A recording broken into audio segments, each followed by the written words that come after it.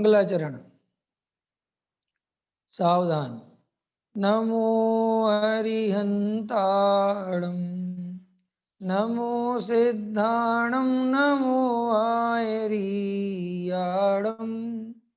नमो वज्रायाणं, नमो लोये सव्यसाहुडम्।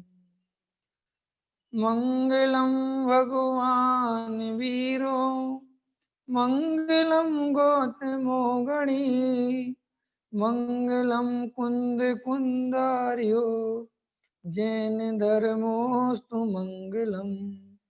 सर्वमंगल मांगल्यम, सर्वकल्याणकारकम, प्रधानां सर्वधर्माणां, जैनं जयतु शासनम्।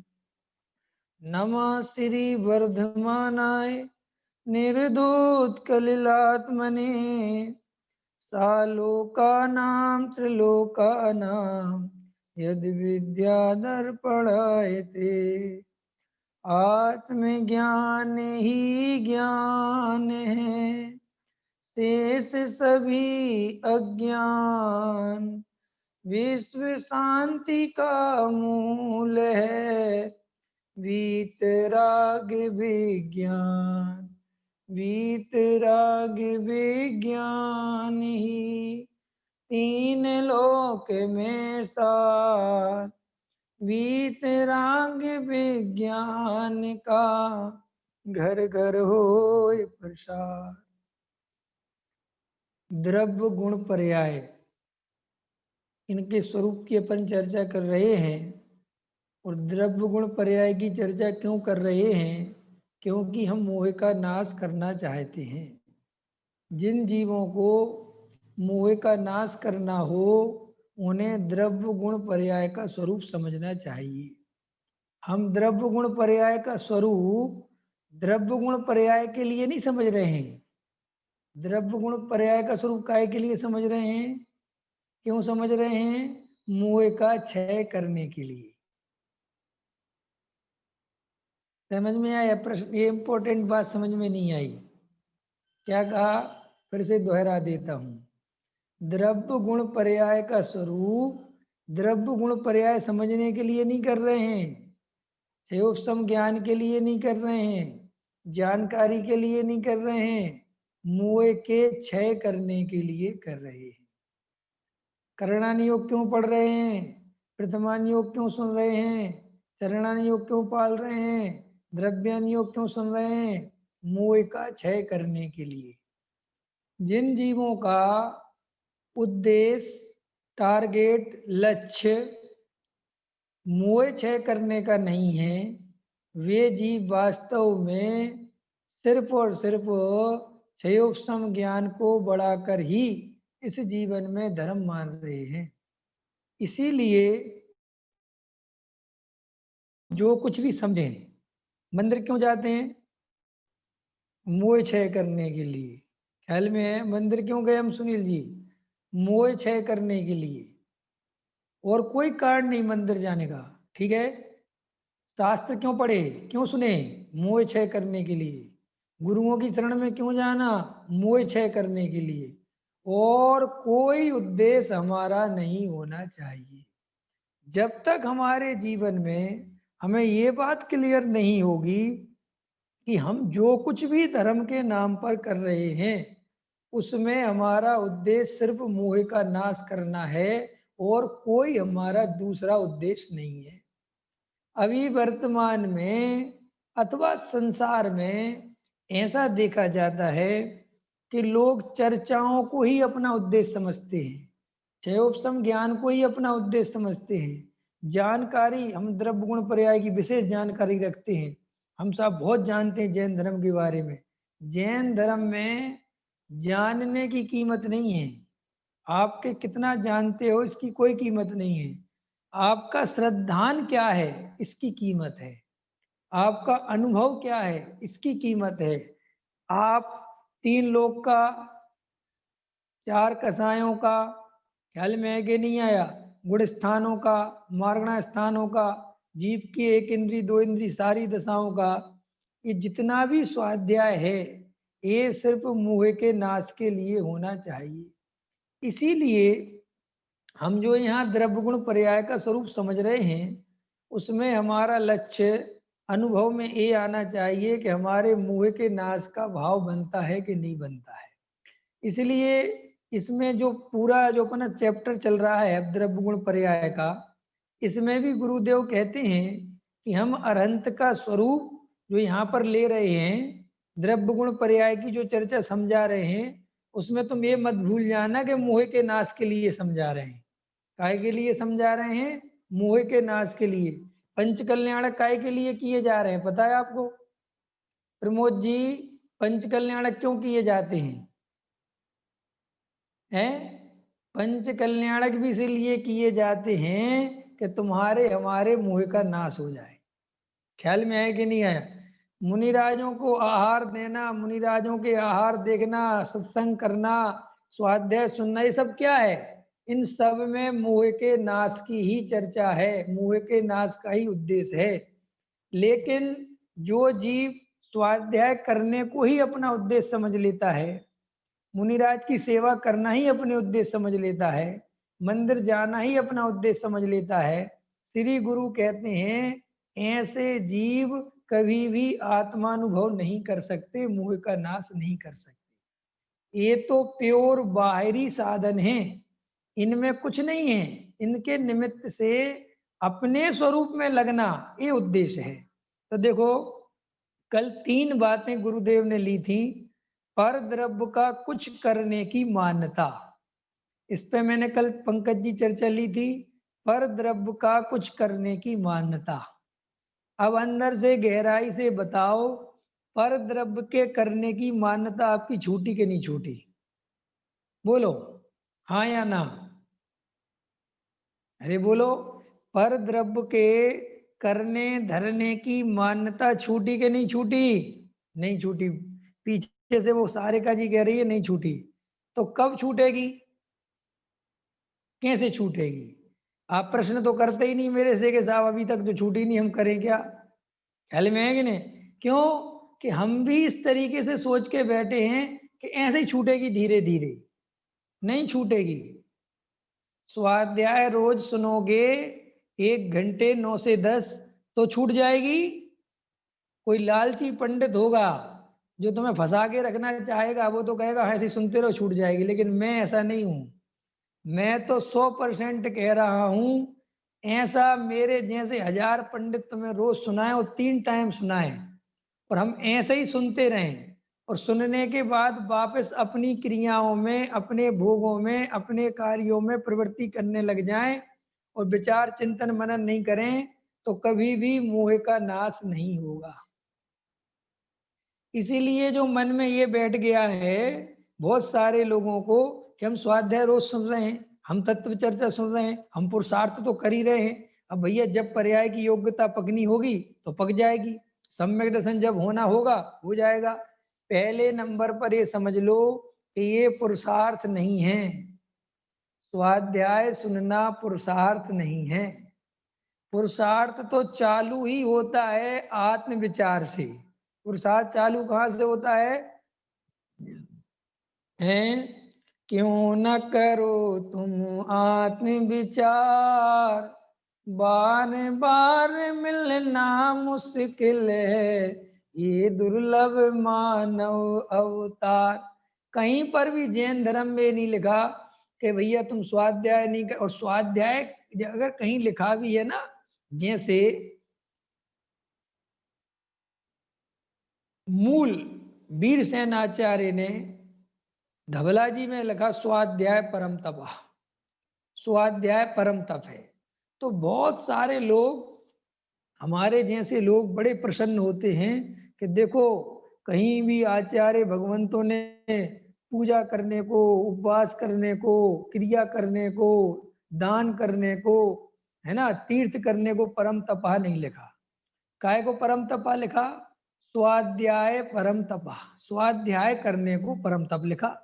तो अपन को लगता है कि अपन तो परम तप कर रहे हैं, लेकिन नहीं, ये परम तप इस अर्थ में नहीं है।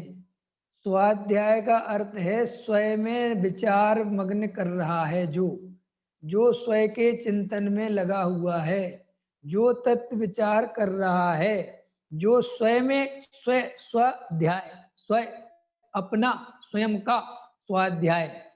ये तो जिनवाणी का स्वाध्याय है, ये तो अपन पढ़ रहे हैं इसका स्वाध्याय, अपना स्वाध्याय थोड़ी। अपना स्वाध्याय कैसा है? अपना स्वाध्याय माने जिसे परम तप कहा है, उसका अर्थ है एकांत में बैठ के जो जीव ऐसा विचार कर रहा है, हृदय से विचार कर रहा है कि वास्तव में मैं कौन हूँ।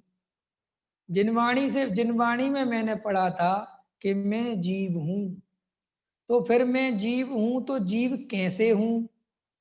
फिर जिनवाणी में मैंने पढ़ा था जो जानने देखने वाला है वो जीव है, ये शरीर जीव नहीं है। ये शरीर स्पर्श रस गंध वर्ण वाला होने से पुद्गल है, ऐसा मैंने पढ़ा था। अब इसका मुझे अनुभव करना चाहिए। अब ये शरीर के बारे में विचार चल रहा है। ये जो शरीर है, जो काला गोरा मोटा पतला, कभी पतला हो जाता है कभी मोटा हो जाता है, उम्र बढ़ती है तो बुढ़ापे की ओर बढ़ता है, ये शरीर का परिणमन है। ऐसा परिणमन जीव में संभव है क्या? ये परिणमन तो पुद्गल में संभव है, क्योंकि घटना बढ़ना, ये सब सड़ना गलना है ना, ये सब रूखा चिकना, ये सब तो पुद्गल के खेल हैं। ऐसा उनके बारे में एकांत में बैठ के विचार चल रहा है। फिर मैं जानने देखने वाला जिनवाणी में लिखा है, तो मैं जानने देखने वाला हूँ कि नहीं हूँ? हाँ, जान देख तो रहा हूँ, लेकिन ये रागादि विकारी भाव किसके हैं? ये रागादि विकारी भाव भी तो चल रहे हैं, क्रोध मान माया लोभ, इनके बारे में भी मैंने पढ़ा है। और ये सारी चीजें जो मैंने पढ़ी हैं, इनका एकांत में बैठ के जो विचार में लगा हुआ है, ये है स्वाध्याय। क्या है? ये है स्वाध्याय। ये जो मैंने आपको पढ़ा दिया और आपने पढ़ लिया, इसका नाम स्वाध्याय नहीं है। ये तो एक प्रकार की शिक्षा है, ये तो पठन पाठन है। हमने आपको पढ़ाया, आपने पढ़ लिया, आपने कोई मेहनत नहीं करी, हमने कहा साहब ऐसा ऐसा होता है, आपने मान लिया। मान लिया माने जो बिना अनुभव के मान लिया जाए वो पुरुषार्थ नहीं है, वो पुरुषार्थहीनता है। ख्याल में आया कि नहीं आया? जैसे अपन बहुत सारे काम होते ना, अरे यार आप ही कर लेना, आप ही बता दो, आप ही भर लेना, आप ही कर लेना, बस बस ठीक है साहब। श्री गुरु कहते हैं ऐसे ही यह आत्मा का भी कार्य चाहता है कि आप ही पढ़ लेना, आप ही पढ़ा देना, आप ही समझा देना, बस मैं तो सब मान लूँगा। लेकिन ऐसा आत्मानुभव कभी भी जीव को नहीं होता। आत्मानुभव तो उसी जीव को होता है जो जीव स्वयं मेहनत करने के राजी है। ख्याल में आया? हम ये सोचे कि हम बहुत सारे पंडित विद्वानों से पढ़ लेंगे तो हमें सम्यक दर्शन हो जाएगा, नहीं होगा। सम्यक दर्शन तो तभी होता है जब जीव शांति में बैठ के, एकांत में बैठ के तत्व विचार करता है। अब देखो अपन तत्व विचार कर रहे हैं, तो अपन ने शरीर के बारे में देखा, राग देश के बारे में देखा, जानने देखने वाले के बारे में देखा। अब अपन अपनी श्रद्धा को देखें, अपनी मान्यता को देखें। अपनी मान्यता क्या चल रही है? अपनी मान्यता चल रही है इस शरीर का, इन संयोगों का, स्त्री पुत्र आदि का, मकान का, दुकान का, व्यापार का, घर गृहस्थी का, सबका कर्ता मैं हूँ। ये सब मेरे अनुसार ही चलते हैं, ये सब मेरे ही अधीन हैं, ये सब मेरे अगर नहीं सुनेंगे, मैं इनके अनुसार नहीं काम करूँगा तो ये सब काम बिगड़ जाएंगे। ये सब मान्यता चल रही है। अब ये मान्यता सुरक्षित है 20 साल से और आत्मा अकर्ता है, ये बात सुनी जा रही है। ख्याल में आया? माने ये मान्यता अपनी जगह से टस से मस नहीं हुई। कौन सी प्रमोद जी? कि मैं करता धरता हूं, ये मान्यता। और 20 साल से सुन क्या रहे कि मैं करता धरता नहीं हूं। और मान्यता कौन सी चल रही है लगातार? मैं करता धरता हूं। अब इससे क्या हुआ कि हमारे अंदर दो बातें क्लियर हो गई कि हम एक तरफ, एक उदाहरण दूं विवेक जी, याद आ जाएगा, समझ जाओगे। जो बहुत होशियार खिलाड़ी होते हैं पान खाने वाले, जो पान खाते हैं ना पान, तो कभी कभी जो पान खाने वाले होते हैं वो क्या करते हैं, अब पान खाया उनने ताजा ताजा, और तभी किसी ने चाय की बात करी या तभी किसी ने कोई नाश्ते की बात करी। अब पान बिल्कुल अभी खाया है तो नाश्ते का लालच छोड़ा नहीं जाता और पान थूका नहीं जाता। अब दो समस्याएं खड़ी हो गई कि नहीं हो गई। अब ये वो कह नहीं सकते कि यार नाश्ता रहने दो, बढ़िया गुलाब जामुन आ गए, बढ़िया नमकीन आ गई, अब क्या किया जाए, चाय भी आ गई, और इधर जो है पान भी अभी अभी खाया 10 रुपए का, अब क्या करें। तो वो इतने होशियार होते हैं, खिलाड़ी होते हैं ना पान खाने वाले, तो वो पान को इस साइड में दबा लेते हैं और वो पूरा पान इस तरफ दबा रहता है सुरक्षित, और इस तरफ के उससे दांतों से पूरा वो नाश्ता कर लेते हैं और पानी वानी पी के चाय वाय पी के वापस पान खाने लगते हैं, उसी पान को खा लेते हैं और पान बिल्कुल डिस्टर्ब नहीं होता उनका। देखे तुमने कभी ऐसे? नहीं समझे? ऐसे तुमने देखे नहीं होंगे। कभी कभी ये उदाहरण भी इसलिए याद आते हैं कि अपन ऐसी घटनाएं देखे ना। मेरे जो सबसे बड़े ताऊ जी हैं, वो ऐसा काम करते थे, शुरू से हम बचपन से देखते थे। तो हमने तब ये हमें उदाहरण याद आता है भी, ऐसे ही हम सब करते हैं। मिथ्यात हमारा बिल्कुल साइड में दबा रहता है और हम उसको बिल्कुल डिस्टर्ब नहीं करते, डोंट डिस्टर्ब।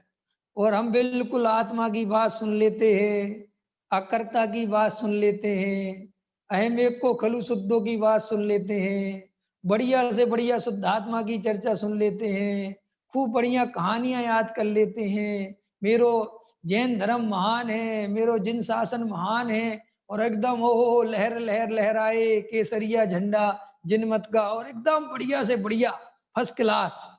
और बिल्कुल सामने वाले को पता ही नहीं चलता कि साइड में पान दबा हुआ है। ख्याल में है कि नहीं आया? ऐसे ही पता ही नहीं चलता कि साइड में मिथ्यात ज्यों का त्यों दबा हुआ है, बिल्कुल डोंट डिस्टर्ब।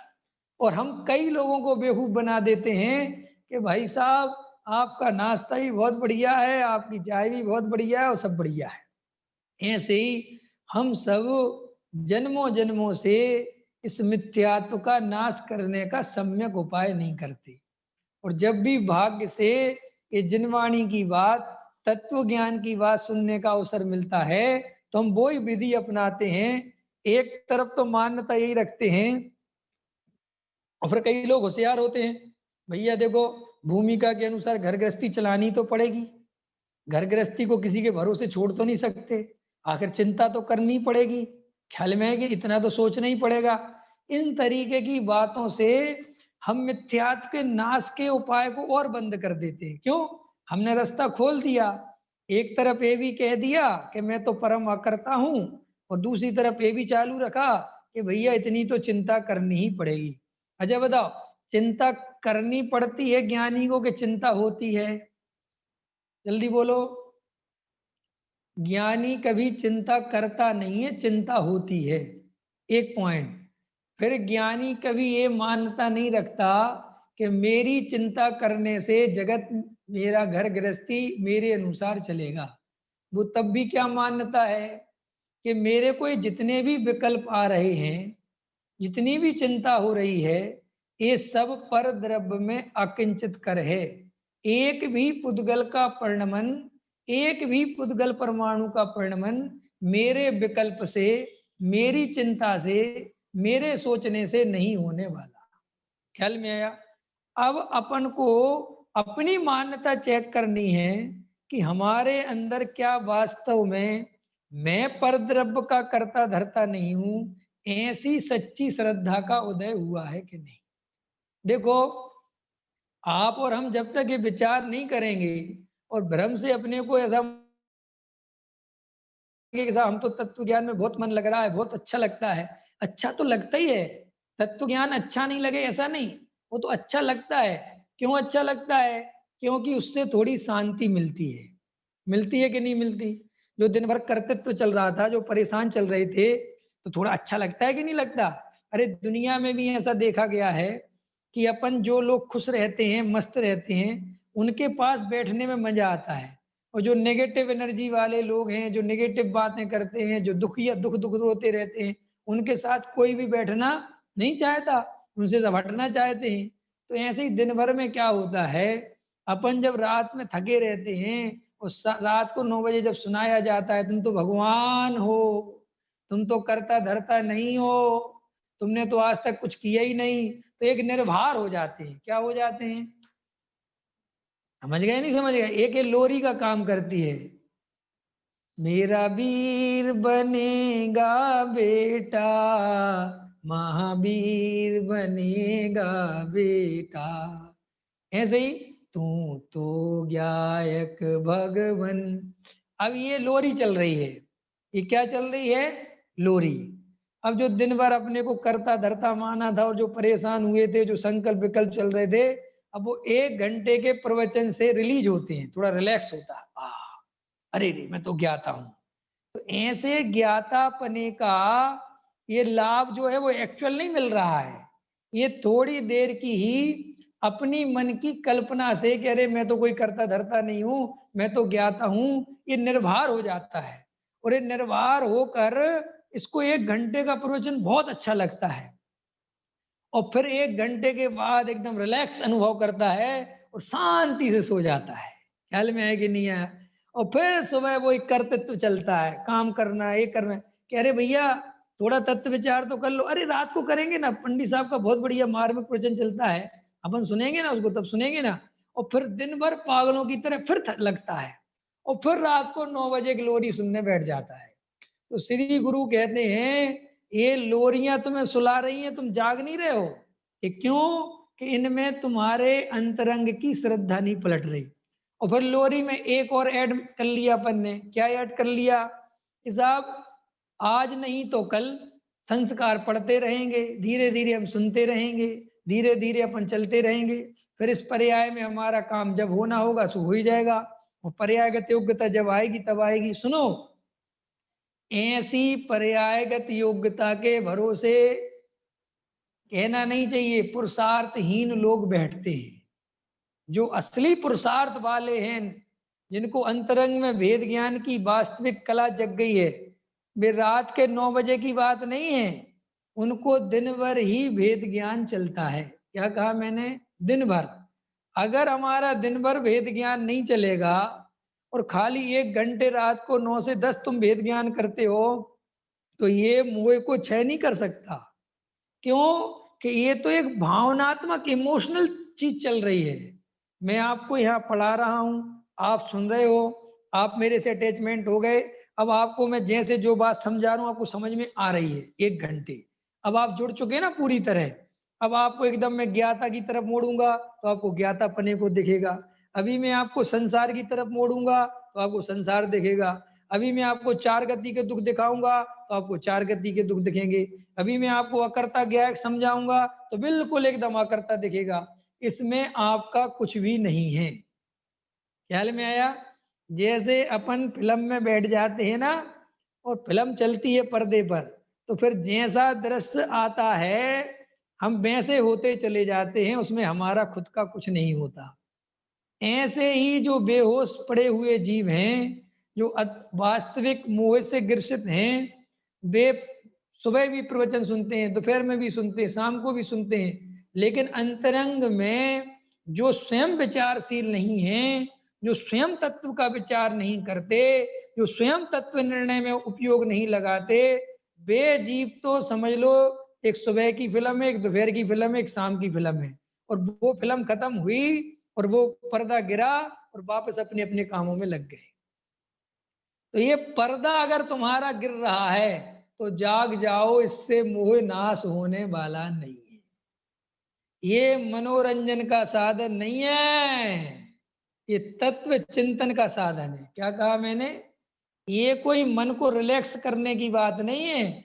और सुनो, आपको क्या लगता है, बहुत सारे जीवों को लगता है, मुमुक्षुओं को तो बहुत लगता है कि हमें तो मोक्ष मिल जाएगा और बाकी संसारी जीव तो बेचारे कुछ पता ही नहीं है और वे तो 4 गति में घूमेंगे फलाना ढिकाना, और एक अपने को सर्वोत्कृष्ट समझ लेते हैं। ये भूल है, ये भूल है। और इस भूल को सुधार लेना चाहिए। कि क्यों? कि जब मुनि व्रत धार अनंत बार ग्रेवे को उपजायो, ख्याल में आया, और 11 अंगों 9 पूर्व का ज्ञान पाया, तब मैं मोह का नाश नहीं कर पाया, तब मैंने इतना इतना धर्म के पीछे अनुराग किया, तभी मेरे मोह का नाश नहीं हुआ। तो अभी वर्तमान में मैं ऐसा कौन सा काम कर रहा हूं जिससे मोह का नाश हो जाएगा? कि साहब मैं स्वाध्याय सुनता हूं, तो अभी तो तुम स्वाध्याय खाली सुनते हो, अरे मुनि बन के तो पूरा जीवन लगा दिया। ख्याल में आए कि नहीं आए? तो भी मोह का नाश नहीं। क्यों? क्योंकि मोह के नाश का तत्व विचार ही उपाय है, और कोई उपाय नहीं। और तत्व विचार का अर्थ ये नहीं है कि 1 घंटे आधा घंटे, दिन भर तत्व विचार चले। क्या चले? देखो अभी उपाय बताता हूं तुम्हें, समझो। संसार में हमें कोई भी कार्य करना हो, हमें जमीन खरीदनी हो, हमें व्यापार बढ़ाना हो, हमें बेटी की शादी करनी हो, हमें घर बनाना हो, हमें कोई बीमारी हो, तो उसका कितना विचार चलता है? उसका घड़ी देख के विचार चलता है कि स्वयं ही 24 घंटे विचार चलता है। बोलो सचिन जी। अगर भाई साहब रात को 2 बजे भी नींद खुल जाए ना, कितने बजे? बोलो विवेक जी, कितने बजे? रमेश जी, 2 बजे भी नींद खुल जाए तो ऑटोमेटिक विचार चलने लगता है, यार वो जमीन देखी, यार वो सही है कि नहीं, ऐसा तो नहीं घाटे का सौदा तो नहीं है, यार सही रेट खरीद रहे कि नहीं खरीद रहे, चलता है कि नहीं चलता? सच बताओ, चलता है कि नहीं चलता? श्री गुरु कहते हैं तुम्हें रात के 2 बजे ऑटोमेटिक जमीन के विचार क्यों चले? बताओ क्या कारण है? नहीं समझ में आया?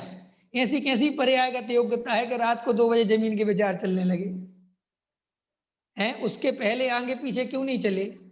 श्री गुरु कहते हैं कि ऐसा ही वस्तु का स्वरूप है। कैसा? कि जीव की जहां तीव्रतम रुचि होती है, उसके विचार आए बिना नहीं रहते। ये नोट कर लो, आज लिख लो, ये बड़ी इंपॉर्टेंट बात बता रहा हूं। आपके अगर तत्व विचार के भाव नहीं आते, आपको संसार से भय नहीं लगता, तो 100% अभी तुम्हें तत्व विचार गहराई से समझ नहीं आया, उसकी महिमा नहीं आई, उसकी असली रुचि। इसलिए देखो, दौलत राम जी ने तो कमाल ही कर दिया सम्यक दर्शन में। दौलत राम जी ने जो परिभाषा सम्यक दर्शन की दी, पूरे जिनागम में नहीं मिलती वो परिभाषा। दौलत राम जी और टोडामल जी दोनों की परिभाषाएं बहुत इंपॉर्टेंट हैं। दौलत राम जी ने सीधा लिखा, पर द्रव्यंते भिन्न आप में सम्यक, बस। पर द्रव्यंते भिन्न आप में, उनने तो इतनी इतनी भाषा कर दी कि पर द्रव्यों से भिन्न अपने स्वरूप की रुचि ये सम्यक दर्शन है। बताओ, उनने अनुभूति को लक्षण नहीं बनाया, रुचि को लक्षण बनाया। क्यों? क्योंकि अनुभूति के पहले रुचि होती है। ख्याल में आया कि नहीं आया? और दौलत राम जी ने यह बात समझी कि अगर जीव को असली तत्व की रुचि हो, असली आत्मा की रुचि हो, और सम्यक दर्शन नहीं हो, ये मतलब ही नहीं है। इसलिए उनने तो कह दिया, पर द्रव्य से भिन्न आप में रुचि सम्यक भला है, और आप रूप को जान पनोसो सम्यक ज्ञान कला है। गजब कमाल किया टोडामल जी से, दौलत राम जी ने। और टोडामल जी साहब की परिभाषा सुनो, वो भी मुझे बहुत पसंद है।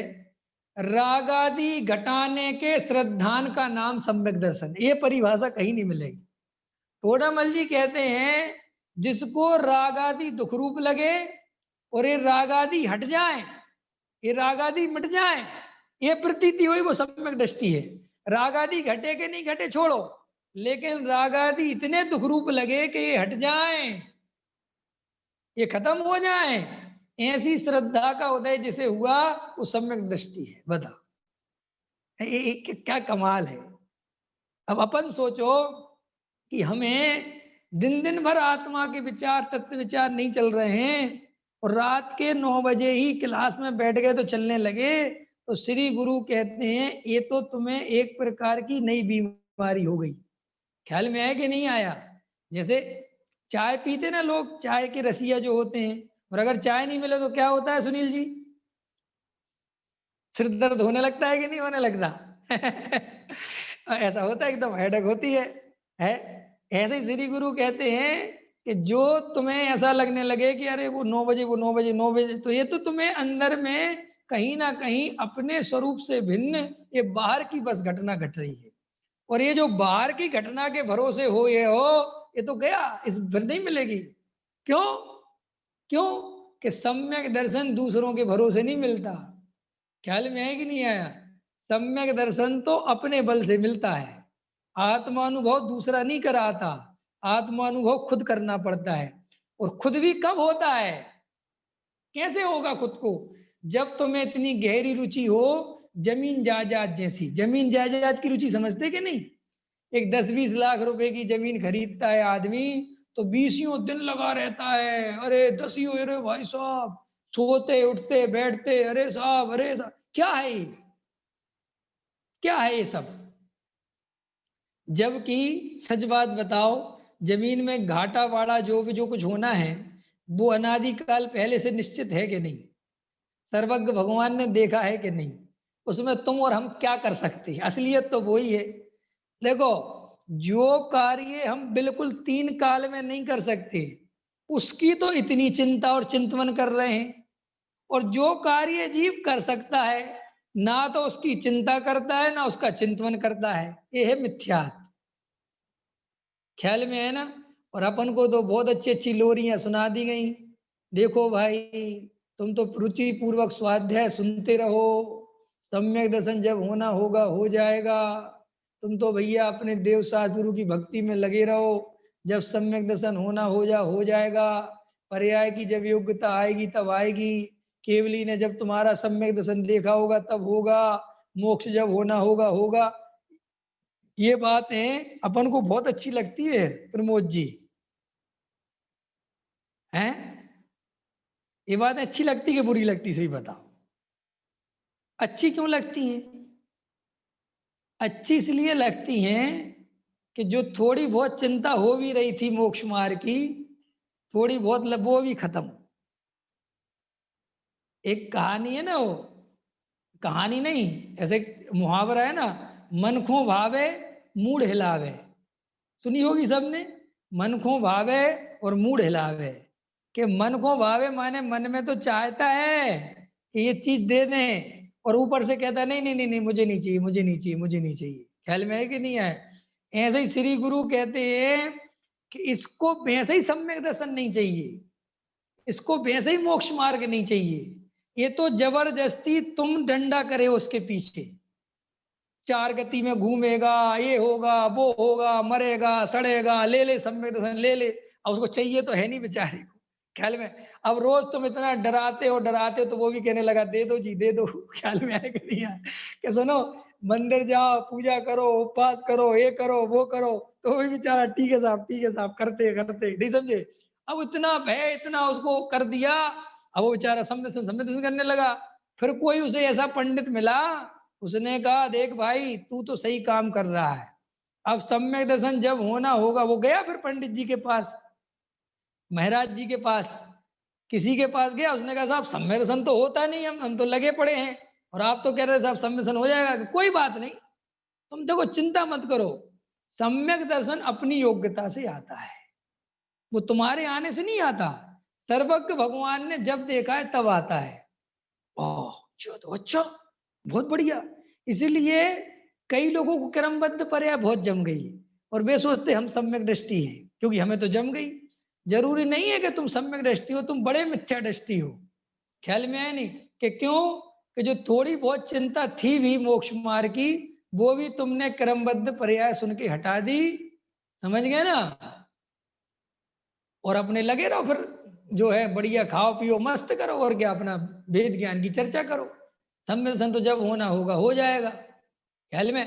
तो श्री गुरु कहते हैं क्रमबद्ध पर्याय सच्ची उनकी है जिनकी संसार की भी चिंता निकल गई, पर द्रव्य के कार्यों की भी चिंता निकल गई, घर गृहस्थी के अंतरंग के कर्तृत्व की चिंता निकल गई। फिर सम्यक दर्शन की चिंता निकली हो तो ठीक है, लेकिन सम्यक दर्शन की चिंता निकल गई हो और घर गृहस्थी का बोझा सिर पे हो, तो ये छल ग्रहण हो गया। ख्याल में है कि नहीं आया? और ऐसा अधिकतर दिखाई देता है। मैं बहुत सारे लोगों को जानता हूँ, बड़े बड़े विद्वानों को जानता हूँ, बड़े बड़े मुमुक्षुओं को जानता हूँ। मैं नाम किसी का लेना नहीं चाहता, लेकिन मैंने देखा है उनको संसार की चिंता सता रही है, घर गृहस्थी की चिंता सता रही है। और जब उनसे कहो कि साहब सम्यक दर्शन तो की बात करो, तो वो कहते देखो जी अपने हाथ में तो है नहीं, वो तो पर्यायगत योग्यता है। इस समय जो होना होगी पर्याय में आएगा तो हो जाएगा, अब उसमें क्या कर सकते हैं। तो भैया अभी हमने तुमसे जब घर गृहस्थी की बात करी थी तब याद नहीं आई। जो असली पर्यायगत योग्यता जहाँ याद करनी चाहिए, जहाँ तुम्हें पूरा कर्तृत्व भरा पड़ा हुआ है, वहाँ तुम्हें याद नहीं आई क्रमबद्ध पर्याय। और जब हमने जैसे ही तत्व विचार की बात कही, हमने जैसे ही सम्यक दर्शन की बात कही, आत्मानुभव की बात कही, वो कहते साहब अब हम तो लगे हैं, स्वाध्याय करते मंदिर चले जाते। देखो जी अपन तो एक कार्य कर ही रहे ना, और वो तो जिस समय जो होना है वो तो निश्चित है। अगर अपने अगर अभी अभी सर्वज्ञ ने 50 भाव देखे होंगे, 200 भाव देखे होंगे तो होंगे ही ना। अरे तो तुझे यही सर्वज्ञता क्यों याद आती है। और तुझे घर गृहस्थी की बात करो, अरे साहब काम तो बहुत करना है साहब, बहुत टेंशन है साहब, बहुत बहुत काम तो बहुत पड़े हुए हैं, अरे भैया मैं तो बहुत दिमाग लगा रहा हूँ, क्या करें भैया। वहां पे पूरी चिंता में मग्न है, और अभी मोह का नाश नहीं हुआ, मिथ्यात्व वेरी ज्यों का त्यों सत्ता में पड़ा हुआ है। और वहां पे बात करो तो पर्यायगत योग्यता और सर्वज्ञता को याद करता है।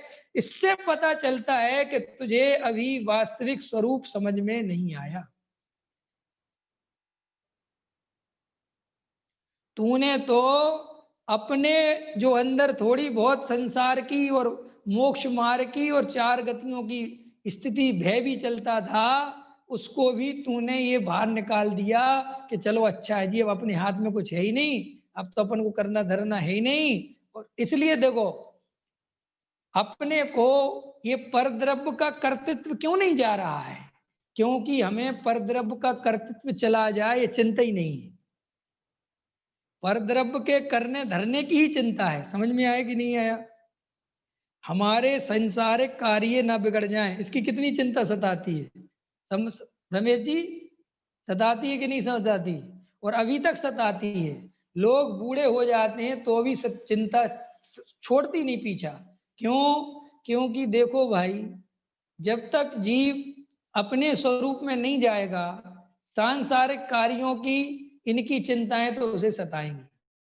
देखो अकेले होने में सबको डर लगता है। क्या कहा मैंने दिनेश जी? अकेले होने में सबको डर लगता है, इसीलिए लोग कभी अकेले नहीं होना चाहते। उनको संयोगों के बीच में कितनी ही आकुलता होगी तो भी उनको अकेले में जाने का मन नहीं करता। क्योंकि लोग कहते भैया कम से कम लड़ाई झगड़ा भला, लेकिन भैया हम तो रहेंगे साथ में। ख्याल में है कि नहीं आया है। कभी कभी तो लोग ऐसा करते हैं कि यार वो मर गया, कि क्यों, वो तो वैसे ही अच्छा कहाँ अच्छा आदमी नहीं था तुमसे लड़, अरे कम से कम लड़ता तो था यार, टाइम पास तो हो जाता था। अब तो कोई लड़ने ही वाला नहीं बचा। देखो समझ में आया ना, लोग ऐसे ऐसी बातें बनाते कि नहीं। हमने सच में जब हम गांव में रहते थे तो मेरे गांव में मेरे घर के सामने एक सास बहू रहते थे, और वो सुबह से लड़ने बैठ जाते थे। तो मैं कहता था कि काकी तुम इतना क्यों लड़ती हो। तो कहती थी दिन भर बैठे बैठे क्या करूं, हैं क्या करूं बताओ, कोई काम वाम तो है नहीं, सुबह से लड़ लेती हूँ तो थोड़ा चलता रहता है, टाइम कट जाता है, समझे। और भैया वो दोनों लड़ते थे, और जब सास मर गई तो बहू बहुत रोवे। क्या रोती क्यों? तो रोए अरे भैया टाइम तो कट जाता था, वो लड़ती थी, दो बातें सुना लेती थी, गाली देती थी। अब देखो इसी में मजा आने लगता है। ये संसारी जीव बिल्कुल किसी भी कीमत पर अकेला होना नहीं चाहता, ये संग साथ खोजता रहता है। और मोक्ष मार्ग किनके लिए मिलता है? जो संग साथ छोड़ के अपने असंग ज्ञायक भगवान आत्मा के साथ जुड़ जाते हैं और अकेले रहने को राजी हो जाते हैं, उनके ही मोह का नाश होता है। सम्यक दृष्टि किसे कहते हैं? कि साहब सम्यक दृष्टि तो घर गृहस्थी में रहता है। सम्यक दृष्टि के तो पत्नी बच्चे मकान दुकान होते हैं कि हाँ होते हैं। लेकिन सम्यक दृष्टि घर गृहस्थी में नहीं होता। क्या कहा मैंने? सम्यक दृष्टि के घर गृहस्थी होती है, लेकिन सम्यक दृष्टि घर गृहस्थी में नहीं होता। इसका अर्थ क्या है कि वो कभी घर गृहस्थी में श्रद्धा के टच लेवल पे जाओगे तो कभी भी वो घर गृहस्थी में नहीं रहना चाहता, वो कभी भी संग साथ करना नहीं चाहता, वो तो अपने स्वरूप में रहना चाहता है और अपने स्वरूप में नहीं रह पाता, इसकी कमजोरी में संग साथ में रहता है। ये श्रद्धा सम्यक दृष्टि की है। और जो संग साथ को ही सुख का कारण मानता है वो असंग ज्ञायक भगवान आत्मा को कैसे जानेगा? ख्याल में है कि नहीं आया? ये जिनको संग साथ में ही सुख दिख रहा है, पर द्रव्य के भरने से, संयोगों के बढ़ने से, संपत्ति जायदाद बढ़ने से मैं सुखी हो जाऊंगा, ये मान्यता ही जिनकी चल रही है, वो सम्यक दृष्टि कैसे हो सकता है? सम्यक दर्शन का अर्थ है मैं एकाकी एकत्व लिए सब ही आते। ख्याल में है कि नहीं आया? वो तन धन को साथी समझा था पर अब नहीं समझता। ख्याल में है कि नहीं आया? ये सम्यक। अभी ये जो मैं इस पे चर्चा ले रहा हूं ना, इस लाइन में गुरुदेव का इतनी मार्मिकता है, इतना रहस्य भरा गुरुदेव ने। ये देखो क्या गजब लाइन भरी गुरुदेव ने कि सुख चाहिए तो क्या करना पड़ेगा। देखो 3 बातें कही गुरुदेव ने। पर द्रव्य का कुछ करने की मान्यता। अब अपना अपना, इसलिए तो पूज्य गुरुदेव श्री ने क्रमबद्ध पर्याय के इतने गीत गाए। विवेक जी, गुरुदेव ने क्रमबद्ध पर्याय के गीत इसलिए नहीं गाए थे कि तुम आत्मा को पर्यायगत योग्यता पे छोड़ देना, या सम्यक दर्शन को पर्यायगत योग्यता पे छोड़ देना, या क्रमबद्ध पे छोड़ देना। गुरुदेव ने जितना भी क्रमबद्ध पर्याय के लिए इतनी ज्यादा चर्चा ली, मात्र इसलिए कि जीव के परद्रव्य का कर्तृत्व छूट जाए। समझ में आए कि नहीं आए भैया? ज्ञानियों के अभिप्राय को पहचानना बहुत कठिन है जब तक स्वयं ज्ञानी नहीं हो जाए। कभी भी ज्ञानी किसी भी कीमत पर, क्या कहा मैंने? किसी भी कीमत पर ज्ञानी कोई भी बात कहता है, उसमें कहीं पर भी ज्ञानी संसार बढ़ाने की बात नहीं होती, कहीं पर भी राग आदि पोषण करने की बात नहीं होती। अगर ज्ञानी ये भी कह रहा है कि शादी कर ले, घर गृहस्थी बसा ले, क्या क्या कह रहा है ज्ञानी? क्या कह रहा है ज्ञानी? कि शादी कर लो, घर गृहस्थी बसा लो। ख्याल में? तो भी ज्ञानी का अभिप्राय शादी करवाने का और घर गृहस्थी बसवाने का नहीं है। महावीर ज्ञानी का अभिप्राय है कि तेरे अंतरंग में जो अभी कसक है ना शादी करने की और घर गृहस्थी बसाने की, तू भैया ये भी करके देख ले, ताकि तेरे अंदर में कुछ जागृति निर्णय बन जाएगा इसमें सुख नहीं है। ख्याल में आया कि नहीं आया? एक बार की कहानी सुनाता हूं। एक कहानी मिलती है। अब कहानी में एक गुरु है और एक शिष्य है, और वो शिष्य अपने गुरु के पास बचपन में कभी कभी पढ़ने जाता था और बहुत ऐसा पढ़ता था, समझता था, अध्यात्म सुनता था। लेकिन बहुत समय बीच में ऐसा आया कि वो नहीं गया और उसने शादी करने की सोच ली। क्या सोची? कि मैं शादी करूंगा। और वो शादी करके बारात में घोड़ा चढ़ के जा रहा था और समझ लो निकट दरवाजा आने वाला था, सब स्वागत की तैयारियां चल रही थी। और एकदम उस गुरु को पता चला कि वो शिष्य जो है वो शादी करने जा रहा है, और वो एकदम दरवाजे पे समझ लो उसके घोड़े के सामने आके खड़ा हो गया।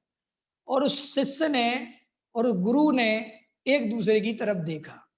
तो कहते हैं कि उस शिष्य ने गुरु की आंखों में पता नहीं क्या देखा और एकदम से अपना वो हटाया, मुकुटमाला, और बस एकदम समझ लो अपनी भाषा में कहें तो वो गुरु के साथ चला गया और पैर पकड़ लिए और कहने लगा गलती हो गई, मैं कहाँ भटक गया था, और बस गुरु के साथ चला गया।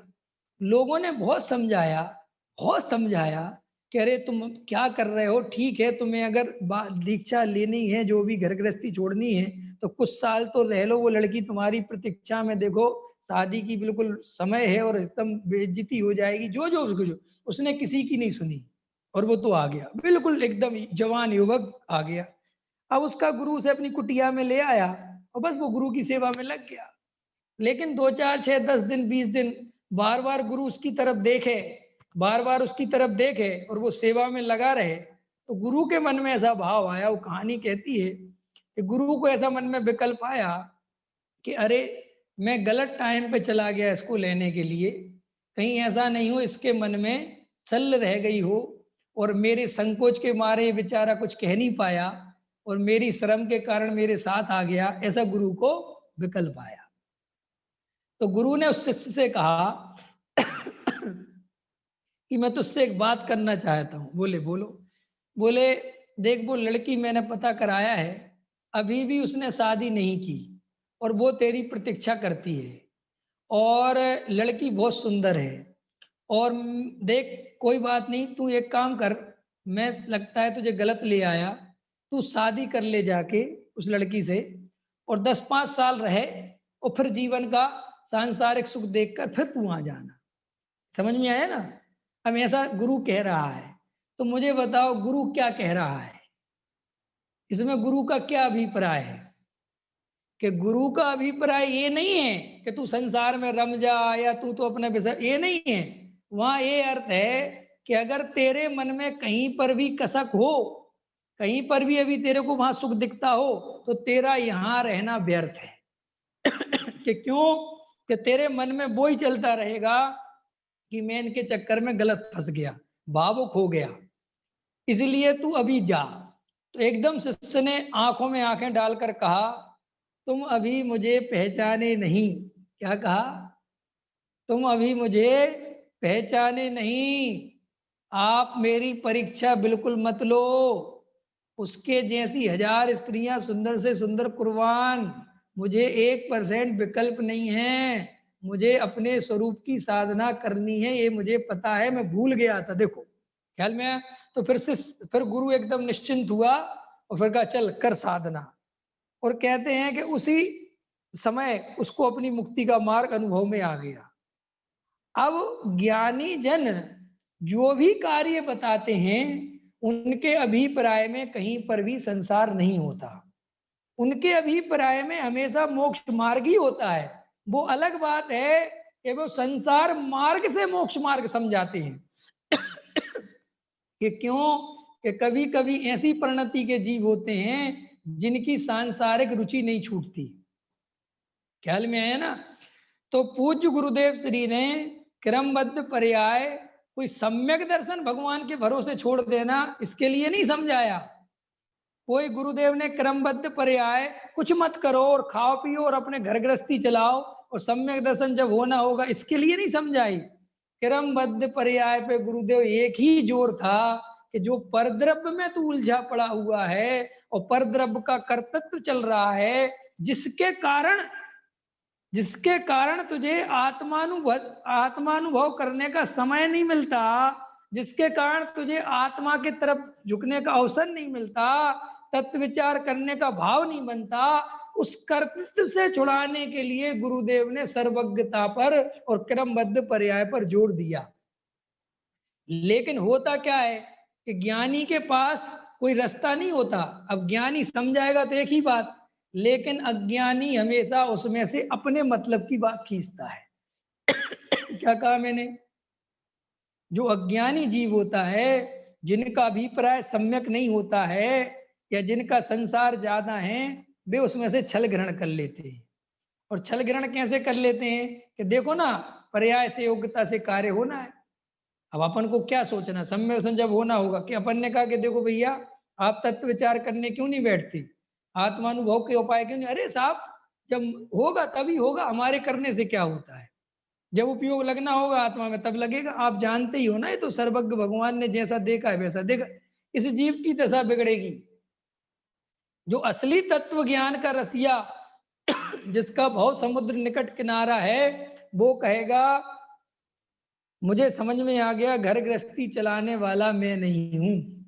मुझे समझ में आ गया कि मेरे ऊपर किसी का भार नहीं है, मैं तो अपने स्वरूप की आराधना करूंगा। ये सम्यक लक्षण है, ये क्रमबद्ध पर्याय की सच्ची पकड़ है। ख्याल में आया? तो भैया पहली मान्यता, पर द्रव्य का कुछ कर नहीं सकता, ये मान्यता चाहिए। और ये मान्यता अगर नहीं बनी है तो ये क्यों नहीं बनी है संजय भैया, इस पे मेहनत करो। प्रमोद जी, इस पे मेहनत करो कि भैया ये परद्रव्य का कर्तृत्व क्यों नहीं छूटा। स्वभाव की चर्चा बाद में करेंगे, पहले ये एग्जाम पास होना चाहिए। जब ये एग्जाम पास हो जाए और अपना सिर हिलने लगे कि मेरे परद्रव्य का कर्तृत्व टूट गया, तब जाके वो स्वभाव का कर्तृत्व टूटेगा। आप समझे नहीं मेरी बात?